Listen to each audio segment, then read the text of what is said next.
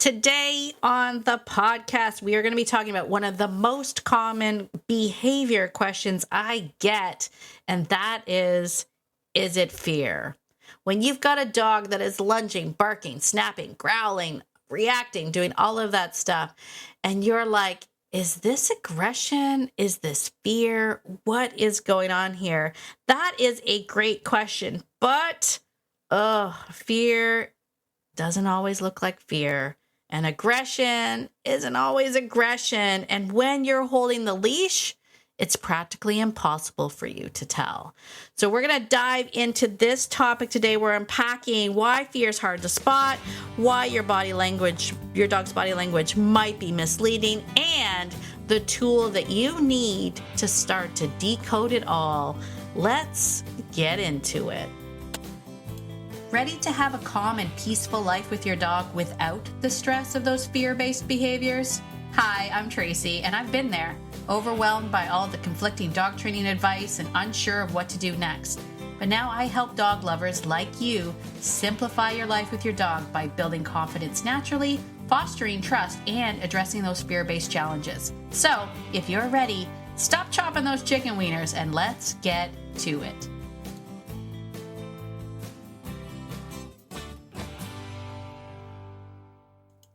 Well, hello, my dog-loving friend. Welcome to Beyond Obedience, the podcast. It's Tracy. I just wanted to take a moment before we dive into this topic. I wanted to take a moment just to say thank you. Thank you. Thank you for allowing me to indulge the last couple of weeks to do my little impromptu mini series on the lessons I learned from the dogs that I loved. Thank you for letting me go down memory lane with some of those stories. It came on the heels of me losing my beloved horse, Flame. And during that time of grief, where I was like, I have to figure out smart things to say, one of the things I thought was rather than push myself during the grieving process, I was just going to share stories. And not only was it healing for me, but so many of you reached out to me via email or social media and DM me to say how much you were enjoying the stories, that really helped you to feel seen. And I am so glad that happened. I know many of you were like, I thought I was the only one that had those things in my head when my dogs were making me crazy. And I was like, nope, not just you. Not just you. And so thank you for your kind words. Thank you for sharing your stories. Thank you for just being the awesome dog human that you are, because I tell ya, between the grief and the craziness of the world today, hanging out with you here on the podcast, hanging out with you in the free Facebook group has been that little bit of shining light, that remembering that, there are things that we share. There's things that we love, and just hug your dog. Sorry, my dog just came up. I don't know if you can hear her panting. Maybe you can pick that up on the mic. She just came up, and I'm like, yeah, just hug your dog. We just need to hug our dogs. Anyway, so I just wanted to share that with you, and to thank you very much for just being you, and you're awesome. So thank you so much. But today, can you go lie down now, love? Thanks. I don't know if you can hear her panting. Oh, maybe you can hear her shaking. That's drool. Maybe you can hear drool hitting the microphone. It's Dakota, so she's down here hanging out with me. All right, today on the podcast, I have probably one of the most common questions that I get when it comes to canine behavior. Now, I will say it's not the most common training question I get. If I had to put the training questions, what are the most common ones? The most common ones would be, how do I get my dog to stop barking? How do I get my dog to stop pulling on the leash? How do I get my dog to come when they're called? What would be that? Pulling on leash. Jumping, maybe jumping. But I would say the top three: barking, pulling on the leash, and coming when they're called. It's probably the top 3 training questions. But the number 1 behavior question, and it's a great question to ask, and I'm so glad that people are asking it, is the simple question of, is it fear? Is my dog acting fearful, or is it something else? And it's a great question, but you're going to hate this. It's probably a very tricky question.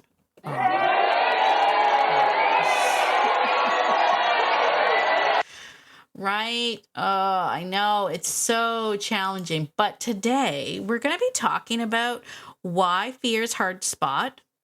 Okay, we're going to cover that. We're also going to talk about why your dog's body language might be misleading.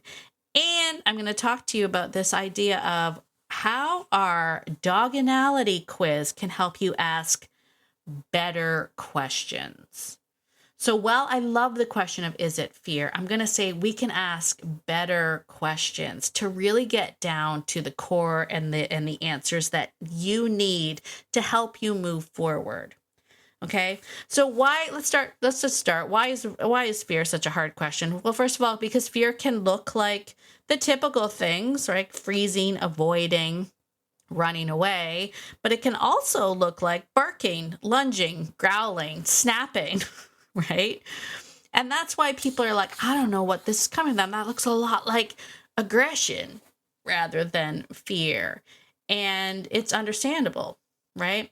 I think, if I'm being honest, and this is going to be one of those things where, having all of the access to all this information is not only, it's sometimes a great thing, but sometimes it's a curse. And, I think a lot of people now have heard that dogs that look like they're acting aggressive, it's actually coming from a place of being unconfident. And while that is true, I think it's really made people stop and question. It also makes them go, okay, well, if it's fear, I don't know, how do I deal with that? I don't know how to deal with that. I don't know what to do, because, our first response when our dogs, are looking aggressive would be to like, oh, I got to stop that, right? I don't want my dog to be aggressive. But if it's fear, we're like, oh, well, if they're scared, what do I do? Like, how do I help them then? Which is these are all great questions. There's so many emotions and instincts that overlap in dogs, right? There's fear, there's frustration, there's over-arousal, there's prey drive. There's so many things that could be driving that body language, which makes body language not really a reliable translator of what's going on. And we've also been telling people to watch for quote unquote stress signals, right? Which is helpful. I'm going to be like, it's helpful, but it's incomplete. And honestly, if I'm being honest, I think people focusing on stress signals is actually hindering us. It really is. I will say it. And the reason why, it's because you're looking at a small part of a big picture. So when we're looking at, oh my gosh, was that a lip lick? Was that a whale eye? You're looking at like the tiniest part of the dog, but you're not looking at the whole picture, and you're not getting it in context, especially when we're focusing in on it. And if I'm being honest, people now that are charged with this information tend to get stuck in analysis paralysis, right? So rather than dealing with it, we're stuck analyzing it. We're like, I don't know, was it doing this? And I was watching his body language and it was like this. And let me tell you, there's many problems with reading body language. The biggest problem is with reading body language, especially if we're talking about on leash, which a lot of these things are, right? We will see a lot more quote unquote reactivity or aggressive like behavior when dogs are on leash. And the problem with reading their body language when they're on leash, particularly if you're holding the leash, is that you're actually in the middle of it. And you can't actually see the whole picture when you're standing in the frame, my friend. Right?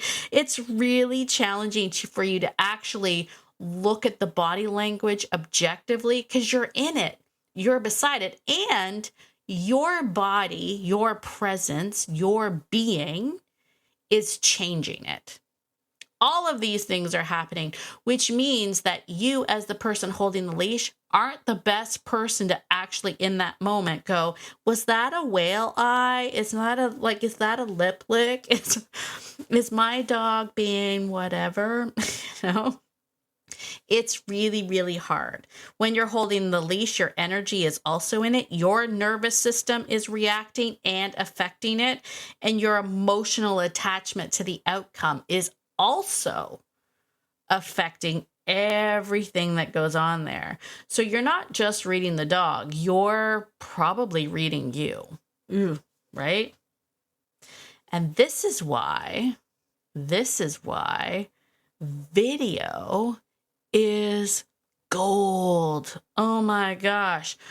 Gold, gold, gold. This is why even if I was working with you one-on-one at your place with your dog, I would still want someone to be videoing the whole thing so that you could actually go back, rewatch the thing from an observer's point of view. You are going to get so much more intel on what is happening with your dog. It's going to look so much different to you. So every single time I do this, I love video. This is why if you are a part of my group coaching program, if you're inside the Fearful Dog Fearless framework, which, I mean, who wouldn't want to be inside that program? It's an amazing group coaching program where we meet once a month and we chat about stuff, but you can actually put your videos, you can actually submit your videos inside the group for analysis. Like that's, I mean, it's so good. You can also, if you're like, I don't know if I want to do it in a group coaching program, you can also submit videos to me and we can do it in our one-on-one. Because I'll tell you, you will see the world completely different when you have it on video. Oh, it's gold. And not only that, you can rewind it. We can back it up. I mean, many times when I've worked with people one-on-one, I'm like, did you see what you just did there? You dropped your shoulder, you moved your leg back, whatever. People are like, oh, did I? And like, they didn't see it. Right. And there's also things that I miss that when we go back and we watch it on the video, we're like, oh my gosh, look what happened there. But you're going to get a much bigger, better picture on if you want to read the body language, if you actually have a video of it. And I will tell you this as a sidebar, and this is a sidebar. This isn't actually in my notes, but I'll tell you this as a sidebar.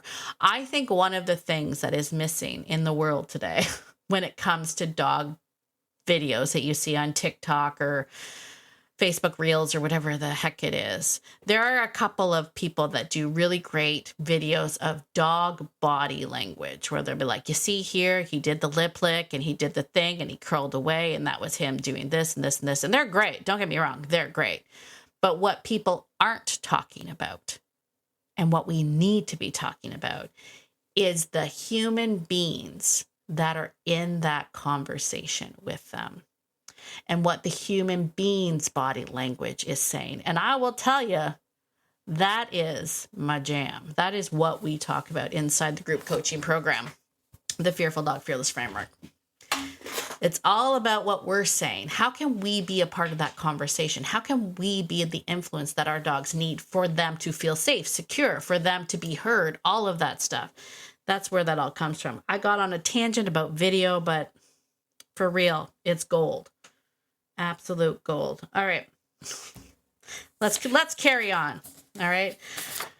So one of the things I mentioned was a better questions that you can ask. And if you have been around for a while and you've taken the doganality quiz, you will know that the doganality is broken into what I call left brain, which is the dog's thinking brain, and what I call right brain, which is the dog's instinctual brain. So, and again, because there's always someone that knows brain morphology that's got to reach out to me like, it's not the left and the right. Yes, I know. It's just for simplicity's sake, okay? So if we're talking about the left brain as the thinking side of the brain, this is the side of the brain where the dogs can access English as a second language. This is where they learn all of the stuff on how to survive in Humansville, all of that good stuff. But their right side of the brain, their instinctual brain, that is exactly that. It's the instinctual brain. So that's where we get all of our drives. So prey drive, sex drive, defense drive, pack drive, like all the different drives are in there, including fear, because fear is about survival. That's what fear is. Fear is not a bad thing. Okay. Fear is not a bad thing. If you join me inside the Calm Down Dog boot camp that we hold twice a year, you'll hear me say this. I don't think people are always like, how do I get my dog not to be fearful? You don't want your dog to not be fearful. Fear is a good thing. Fear is what helps keep your dog safe. Fear is normal. It's part of survival. We don't necessarily need them to not be fearful. We need them, and we need to understand how they process fear. We need to help them, give them the coping mechanisms to deal with fear without being reactive, sure. But we're not trying to train fear out of them. That's not something we're not doing that, right? So fear is part of survival. So when we're talking about dogs, and if you took the quiz and you got a dog that was either a right brain introvert, which I called the sensitive soul, those dogs are generally in fear. They're stuck in survival mode. So these are the dogs that are, I'm going to say, blatantly fearful, right? They're the ones that are in the corner. They're the ones that have their tail tucked. They're the ones that are trying to avoid. These dogs will often look like they're obedient because they're sitting beside their owners. And when you say, oh, what a cute dog, they're just kind of sitting there meekly. And then you say, can I pet them? And meanwhile, internally, the dog's like, don't touch me. And if we don't recognize that about these dogs, that's when we can see them all of a sudden have an explosion, because internally they're literally like, oh my God, I'm going to die. I'm going to die. I'm going to die. I'm going to die. I'm going to die. I'm going to die. And then finally they hit a threshold and they go, and they freak out. Right. But, and I say, but these aren't the dogs that I would generally think of as being reactive. We still wouldn't see them just out there reacting like maniacs on the leash. They're not your RBIs. You're your sensitive souls. The other side of that quadrant is the RBEs, which is the right brain extroverts. So these are right brain dogs, meaning they're instinctual dogs that like to move their feet. Now, this is where it gets fun. And this is where you have to start asking the question. Because if you got an RBE that is confident, that is a dog that likes to be in right brain. They're living instinctual life. They're kind of governed by their prey drive, that drive to go forward and kill things, chase things, and bite things. Those are your fearless explorers. They're the ones that are out there just hunting, seeking, searching all the time. But you can also have a right brain extrovert that is unconfident. And these are your fearful dogs that also like to move their feet. So unlike the sensitive soul that's, frozen, looks quiet, meek, and shy, your RBE unconfident dogs, these guys are moving their feet because they're saying, oh my God, I'm going to die, I'm going to die, I'm going to die. But they're moving their feet about it. So these dogs are bolty and flighty. They hear a noise and they bolt, right? They're a run first, ask questions later kind of dog. These guys, when they're given a fearful stimulus, they're going to move their feet.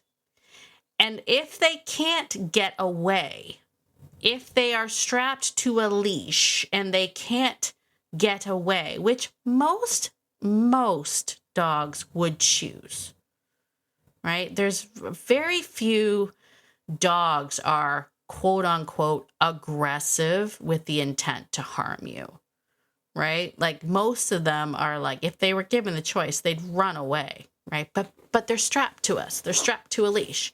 They can't do anything else. So what those guys do is those guys still have the explosive energy and fear, but it comes outward, right?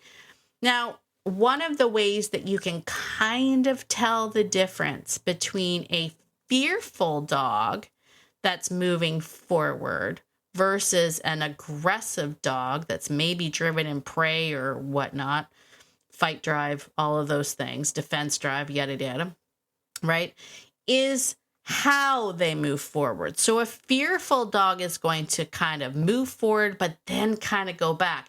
If, again, hard to see if you're holding the leash.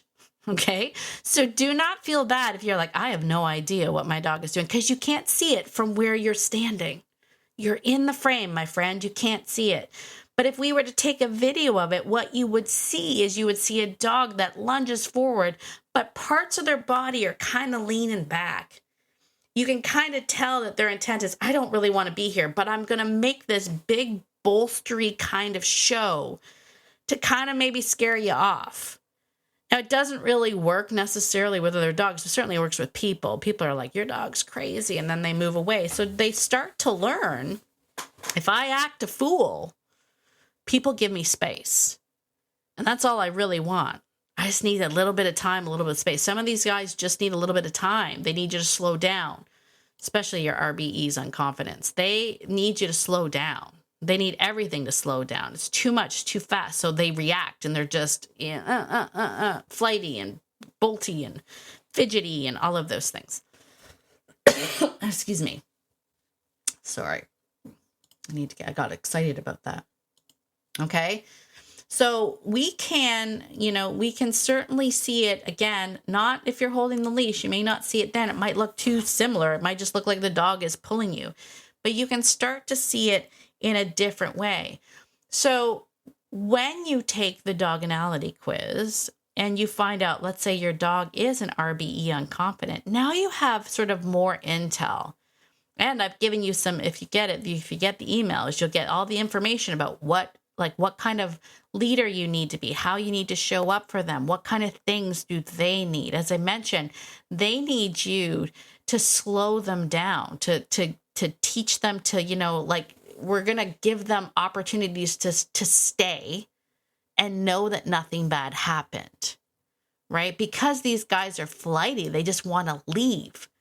And they never find out, did that thing even kill me? So part of our role as the guide for an RBE unconfident is that we're going to just ask them to stay. We're going to work on building trust with us. So they're like, okay, you're not freaking out. I'm not going to freak out. And we're going to life layer their experiences, but we got to slow them down. We got to get them to just stop and stay. Some people might call that impulse control. Which I guess is technically accurate. But I don't like to do it in the form necessarily of training where we teach them sit on a place and deal with it. I like to teach them in a way that is I'm here with you and I want you to trust in me that I got your back. Nothing is going to happen to you. And we're going to stay in this moment. And then we're going to leave. And you're going to be fine. And you're going to life layer that. In contrast to that, if I have a fearful dog that's an RBI, so that right brain introvert, that sensitive soul, they get stuck. So I need them to actually move their feet. I'm going to encourage and guide them to actually move their feet, because when they get stuck like that, it internally builds up inside them, and then we get the explosion. So I'm going to get them to move their feet. I think I went off on a bit of a tangent there, and I know I've mentioned this before, but I just like to show the difference in how we show up and how we lead them, and why we can ask better questions. What is the motivation? You're feeling right brain right now. How do I pull you back to left brain? How can I get you to engage left brain? How can I build trust with you? That sort of thing. So doganality quiz for the win, right? If you're a person that's I don't know, is it fear? Is it not? One of the other cues and clues that you can get for whether or not it's fear or aggression, and sometimes it's, I don't want to get too technical in it. I think we're going to be answering one of these questions in a Q&A, an upcoming Q&A, or we've already done it. Not really sure. The point is that I don't want to get too technical, but one of the other cues or clues of whether or not it's fear or not fear is the proximity of the trigger. And this is kind of I think one of the most overlooked concepts, and where we will sometimes forget to look at the bigger picture. What do I mean by that? If you have a dog that is reacting and lunging and growling and barking at something that is coming at you, coming towards you, it could be either fear or aggression. Okay? Right? Or I don't want to say aggression, reactivity. And we're not entirely sure what the motivation is behind the reactivity. Let me put it that way. But if you have a dog that sees another dog or person or whatnot that is 3.5 blocks away across the street and like over by the, down a ways, and your dog sees it and starts reacting, lunging, and all of that stuff, and that dog is actually not a threat whatsoever because they're so far away, there is a good chance that you have a dog that has practiced the behavior of lunging, barking, and whatnot, and maybe, just maybe, they're getting a little bit of a dopamine hit from it. They get an adrenaline rush, then they get a dopamine hit, and they just like it. I know for some people, they're like, what? And I'm like, I know, it's hard, but this is what I mean to say about sometimes people get so caught up in reading the micro, things, like they're reading the stress signals and they're trying to understand the body language and was his tail and does he have his hackles up? Here's a spoiler alert about the hackles. Hackles up just means excitement. It could mean aggression. It could mean fear. It just means excitement. Like it doesn't really tell you anything. And I know for the longest time, even when I was a kid, I remember that, like if you saw a dog that was barking at you and they had their hackles up, you'd be like, they're mean. That's not it anymore. It could just mean that they're excited. It might not mean anything else than that. So we can't go by that. But one of the problems, is that people are so busy focusing on like that, what's going on right here. And again, you can't see it properly from where you're standing, that we miss the bigger picture. Like you're asking, you're going, oh my gosh, is he fearful of this? Well, if that dog is way down 3.5 blocks, that's not a threat. That's not in your immediate threat zone, right? So now we've got to think about, okay, it's probably not that. Your dog can't possibly feel that intimidated by a dog that, will take another 10, 15 minutes to even get to you. That's not a threat, right? So we have to sort of look at the bigger picture. And that's why I kind of like the doganality quiz, if I'm being honest, because instead of asking like, is it just fear or whatnot? Now you can be like, okay, my dog's kind of innately right-brained. Right? They're innately going to be instinctual. They're innately going to want, what does innately mean, by the way? As I know some of you reached out to me after taking the quiz and they were like, no, my dog doesn't do that because I trained them not to. And I was like, I know, you're supposed to answer the questions before you train them. Like, what was your dog like before you train them? Because we want to know, what is my dog's innate being? Some dogs are born innately confident. Some dogs are born less than confident. We want to tap into that. That's what we want to know, because once we know their innate qualities, now we have better questions we can ask. Now, if I know that I have a right brain dog, I'm going to, instead of asking like, is it fear or whatnot, I'm going to be like, okay, you're in right brain, you're feeling instinctual. What's driving this? What's driving this? Right? Are you looking, searching, seeking? Do you want to go hunting? Are you feeling intimidated? Are you feeling threatened? Like, what's going on? That's going to give me a better intel. And then on top of that, especially if you've gotten my emails, you're going to know exactly how to support them. I'm going to tell you the things that you need to do for a right brain introvert versus a right brain extrovert. I'm going to tell you how it is that we take a right brain dog, one that is currently being instinctual, and how we ease them back into left brain. Left brain meaning they can reconnect with us in Humansville. And how I do that with a right brain introvert is different than a right brain extrovert. But now you have a better idea. So taking the time to do that dogonality quiz, and I will say this, if you're hearing this thing and you're like, I don't think I answered all the questions like before I train them, you can always go back and take it again. You can take that quiz at beyondobedience.ca/quiz. Take it there. And remember that behavior is just communication.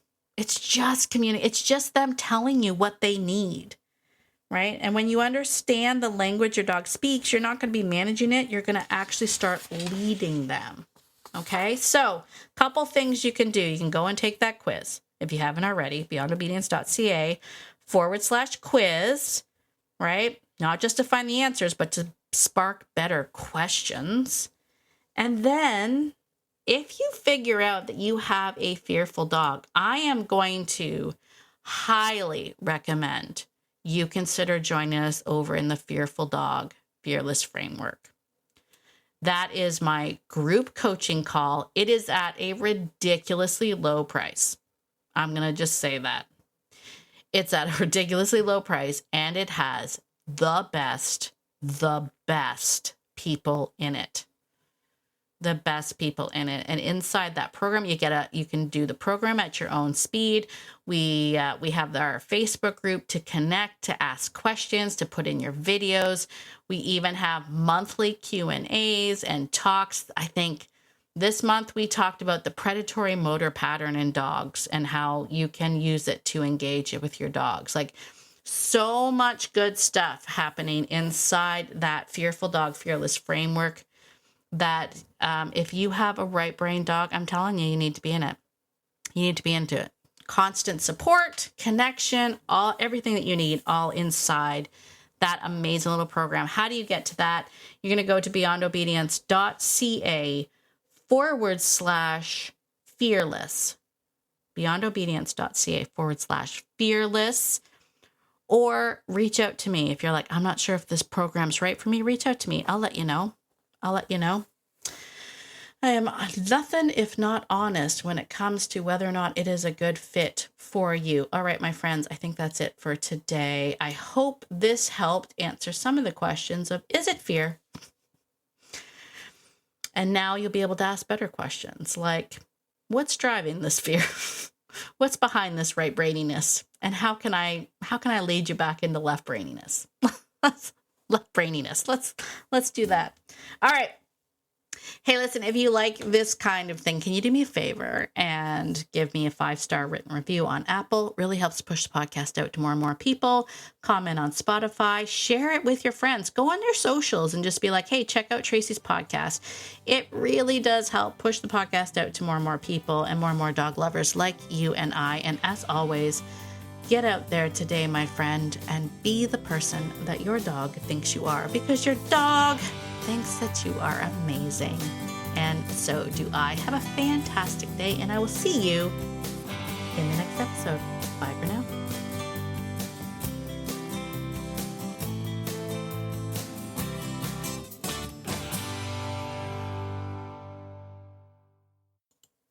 Oh, and one more thing. This podcast is meant for entertainment and education purposes only, and it's not meant to replace hands-on professional training. If you're really struggling with your dog, please reach out to a professional in your area. All right, I think that's it. Bye for now.